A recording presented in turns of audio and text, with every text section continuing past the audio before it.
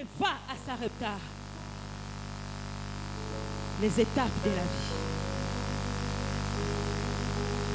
Beaucoup de gens, parfois, passent leur temps à pleurer. Ils pleurent pour rien, pendant que Dieu est avec lui. Ils s'inquiètent pour rien. Ils croient que c'est la fin. Or, c'est le début d'autres choses, de grandes choses dans sa vie. Dieu veut t'amener dans d'autres étapes. Je vous avais donné mon témoignage l'année passée. Depuis que j'avais fait ma formation, je travaillais dans une grande boîte. Et dans cette boîte-là, je me disais que, oh, mais j'ai eu la grâce. Une fois la formation finie, je me suis retrouvée dans cette boîte-là. Mais je vous avais dit, Dieu m'avait confondu. Après là-bas, je me retrouve à une autre boîte. J'ai dit, ah bon? Mais dis donc, il y a d'autres boîtes aussi, meilleures que même celle-là. Alléluia! Il fallait qu'une situation se présente pour que je quitte la première boîte, pour comprendre qu'avec Dieu, nous irons de gloire en gloire. Il est le maître de temps et de circonstances. Il permet certaines choses pour notre bien, mais c'est nous qui pleurons pour rien. C'est tout comme tu as un enfant, toi-même tu sais bien que tu es en train de préparer pour lui. À midi, il va manger, mais lui est en train de pleurer. Ou bien peut-être tu as déjà préparé hier, tout est prêt. Tu attends seulement l'heure pour chauffer, mais l'enfant est en train de pleurer. Depuis le matin, maman ne prépare pas. Maman n'est même pas partie au marché. Maman. Mais toi, la maman, tu sais ce que tu as déjà prévu pour midi. Tu attends quand l'heure va sonner, midi va sonner, à table. Alléluia. Dieu sait qu'il a préparé pour toi. La cloche sonnera. Il t'appellera à table. À table. Et tu mangeras du menu qui viendra du ciel. Alléluia. La cloche sonnera. Et tu vivras la gloire de Dieu. Il faut accepter les étapes de la vie. Je lui dis d'aller à Sarepta. Ah, heureusement, il n'a pas boudé. Ne boude pas contre Dieu. Ne boude pas devant la parole de Dieu. Il s'élève. La Bible dit, il se dirigea à Sarepta. Mais écoute, la première fois quand Dieu lui dit d'aller vers le torrent, il a trouvé le torrent et il a vu le corbeau qui est venu. C'était simple comme de l'eau. Mais cette fois-ci, à chaque épreuve, à chaque situation, son épreuve. Les difficultés d'hier seront peut-être différentes des difficultés d'aujourd'hui. Mais c'est que je sais, mon Dieu, mon Rédempteur est vivant. Il se lèvera toujours les derniers dans ma vie. Alléluia. Hier, c'était dur, mais c'est tout comme un enfant qui est au CP1. L'examen, ça ne sera pas pareil avec celui qui est en train de préparer le bac. La façon même de préparer l'examen, ça ne sera pas pareil. La première fois, c'était facile. Il trouve le torrent facilement. Mais là, Dieu lui donne une équation. Alléluia. Une équation. Je me rappelle avec les équations de mathématiques, on vous donne 2x plus y multiplié par z. J'ai même oublié tout ça, ça fait 20 ans. Alléluia. Mais tu regardes l'équation, tu dis, mais est-ce qu'il y aura la réponse pour cette équation-là de x et du grec de x? Mais quand tu t'assois, tu regardes selon la leçon que le prof avait donnée, tu prends le stylo, tu commences à décortiquer x, à simplifier y, x carré, ceci, cela, tu vas te retrouver à la fin, tu as quand même trouvé la réponse. C'est comme ça aussi avec Dieu. Tu te retrouves avec une situation difficile, mais quand tu t'assois dans la parole de Dieu, parce que tu veux avancer, tu finiras par trouver que à la fin, x est égal à moins 3. X est égal à moins 2. X est égal à plus 2. Parce que tu voulais t'asseoir, avoir un moment de réfléchir, faire cogner ta tête jusqu'à ce que tu trouves la réponse. C'est comme ça aussi avec Dieu. Dieu l'envoie, mais il rencontre des difficultés. Il arrive, il trouve une femme. Dieu lui a dit une veuve. Là, j'ai ordonné à une veuve de te nourrir. Il se disait peut-être cette veuve-là, elle est riche. Et quand Dieu m'envoie, quelqu'un doit me prendre en charge.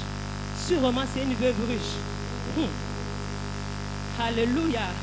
Les pensées de l'homme ne sont pas les pensées de Dieu. Il arrive dans le pays, il trouve une veuve qui est en train de ramasser le bois. Il n'a même pas le bois, il n'a même pas le gaz pour faire son gâteau. Il n'a même pas l'argent pour aller acheter le bois. Il fallait ramasser. Et lui regarde. Est-ce que c'est elle? Je ne sais pas elle. Mais Dieu ne se trompe jamais. Alléluia. Il avance. Bon, je vais un peu tester. Dieu a dit, il a ordonné à une veuve de me nourrir. Mais sa position là, alléluia, qu'il soit confondu. C'est pour cela que j'avais dit au début, parfois il faut te cacher. Tu te caches un peu. On regarde la position là. Est-ce qu'elle, elle a même ça? Est-ce que lui, il a même ça? Mais demain, après-demain, quand tu vas lui dire, bon, écoute, j'ai quelque chose à te montrer. Tu viens, il regarde du haut, il regarde la maison. C'est toi qui as construit cette maison-là. Mais tu nous mentais, hein? Non, je ne vous mentais pas. Alléluia. Avec Dieu, il faut se méfier de l'apparence. Cette femme, son apparence ne dégageait rien qui pouvait sortir d'elle pour nourrir un homme de Dieu. C'est pour cela qu'Élie vient d'abord tester. Va me chercher de l'eau. Il avait faim. Il fallait commencer par la nourriture. Mais pourquoi il commence par de l'eau? C'est pour tester. Est-ce qu'il peut avoir ne fût-ce que de l'eau? Va me chercher de l'eau, s'il vous plaît, femme. La femme a arrêté. Elle a couru aller chercher de l'eau. Pendant qu'il y avait un problème d'eau, il y avait la sécheresse dans le pays. Mais elle a quand même manifesté ses bons cœurs de donner de l'eau à l'homme de Dieu. Elle est partie. Elle lui dit, reviens.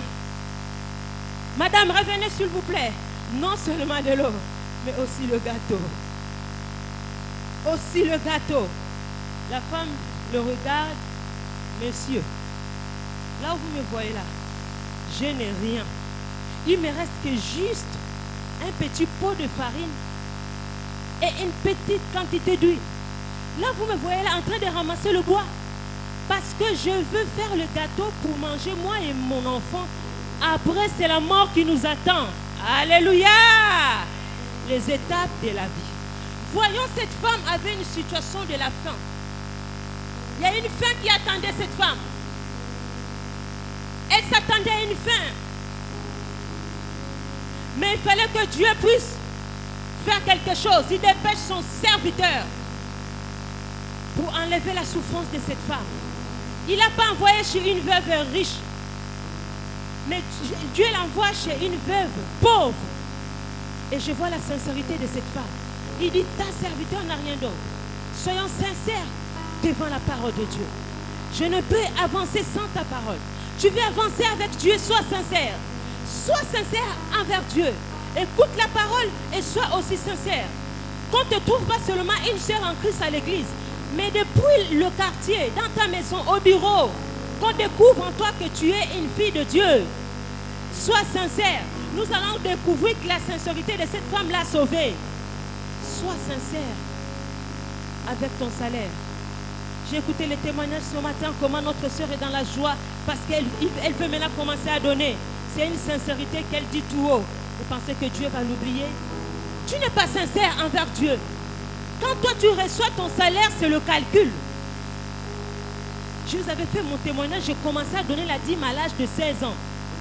J'avais perdu ma mère. Il fallait se nourrir avec l'argent des locataires. Mais s'il faut prendre l'argent, commencer à faire le calcul,